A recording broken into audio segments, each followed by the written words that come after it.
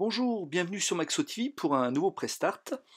Alors nous allons vous présenter aujourd'hui Unmechanical Extended qui est sur PS4 et d'autres consoles évidemment, mais notre présentation se fait à partir de la version PS4. Alors Unmechanical existait déjà auparavant sur d'autres supports et cette version Extended est donc la version la plus aboutie à ce jour, c'est-à-dire qu'il y a l'aventure de base, l'aventure originale, et un épisode de plus qui dure grosso modo une bonne heure.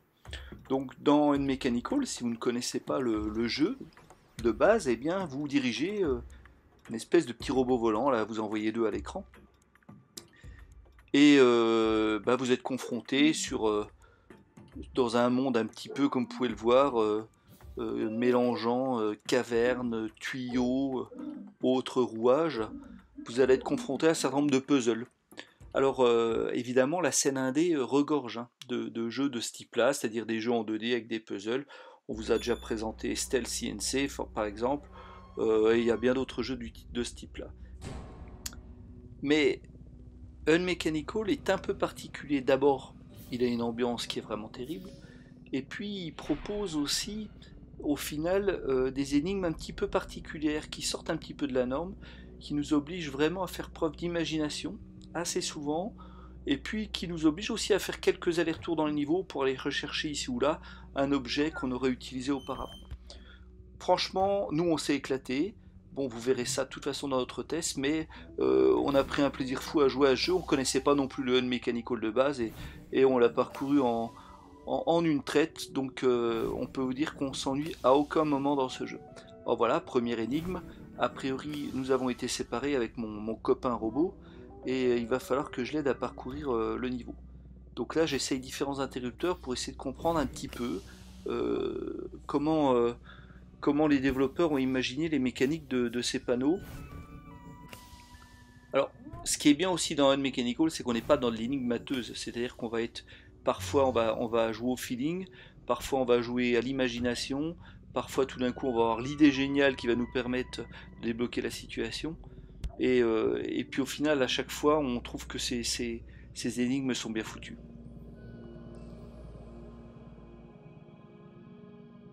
Donc voilà, je me retrouve en bas. Alors, juste un petit détail, donc on peut actionner des interrupteurs comme vous pouvez le voir. Et puis notre petit robot, il a une sorte de petit champ magnétique qui lui permet de transporter des masses plutôt légères.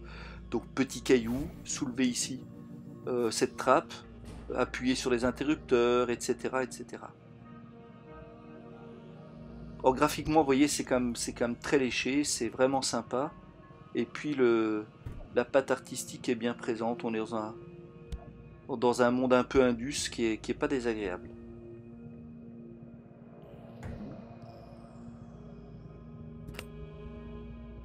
Alors là, voilà, donc j'appuie sur deux interrupteurs, rien ne se passe.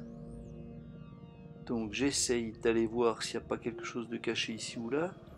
Bon, a priori, il y a sûrement, probablement quelque chose en bas.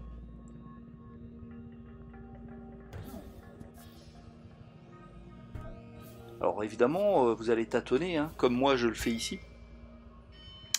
Et voici la barre de métal qui me semble appropriée pour une opération particulière au-dessus, comme vous allez le voir.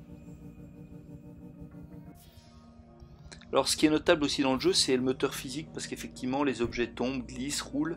Ça c'est plutôt bien fait.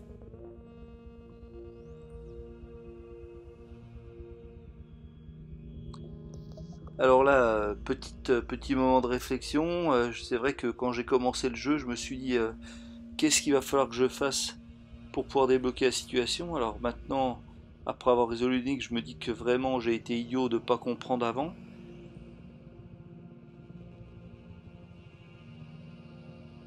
Et ça va être ça, votre jeu dans Unmechanical Extended. C'est-à-dire que vous allez sans arrêt être obligé de vous reposer la question, de trouver le bon objet. Mais tout ça, jamais dans la frustration. Et c'est ça qui est fort. Ils ont réussi à faire quelque chose de très agréable qui se parcourt sans jamais de frustration forte, sans jamais de blocage énorme. Alors voilà, je vais prendre la barre, cette fois, par une des extrémités de celle-ci. Et puis, bien je vais l'appliquer sur les interrupteurs pour appuyer sur les deux en même temps, tout simplement. Donc voilà, c'était assez simple, mais il fallait juste y penser. Alors, encore une fois, système d'interrupteur. Là, l'interrupteur, quand je le relâche, la petite trappe par laquelle je voudrais passer se bloque. Alors là, j'ai un actionneur qui se met en route avec l'autre interrupteur. Que faire ?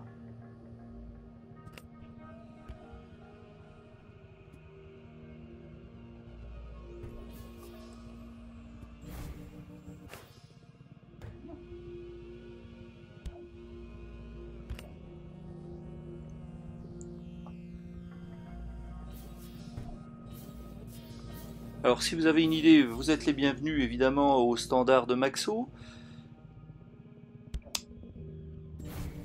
Même si moi, au jour où je commente cette vidéo, eh bien, je sais évidemment ce qu'il faut faire. Il va falloir actionner cet interrupteur et essayer de bloquer, voilà, le caillou qui va me servir un petit peu plus loin.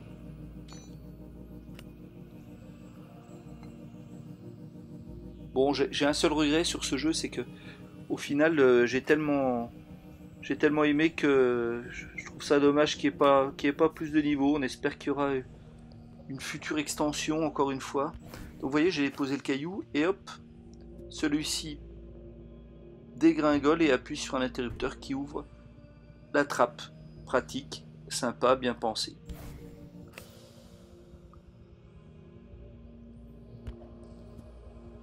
Alors évidemment, jamais aucune explication. On est obligé d'improviser, d'essayer de trouver par nous-mêmes.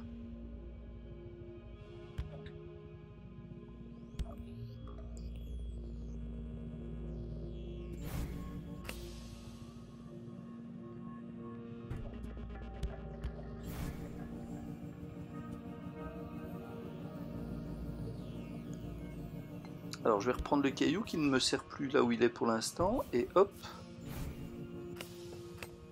Donc c'est ça aussi, c'est souvent dans ce genre de jeu, une fois qu'on a utilisé un objet, bon bah il est utilisé et puis on l'oublie. Mais dans celui-ci, vous serez souvent amené à aller chercher un objet précédemment utilisé et qu'il va falloir reprendre et réutiliser.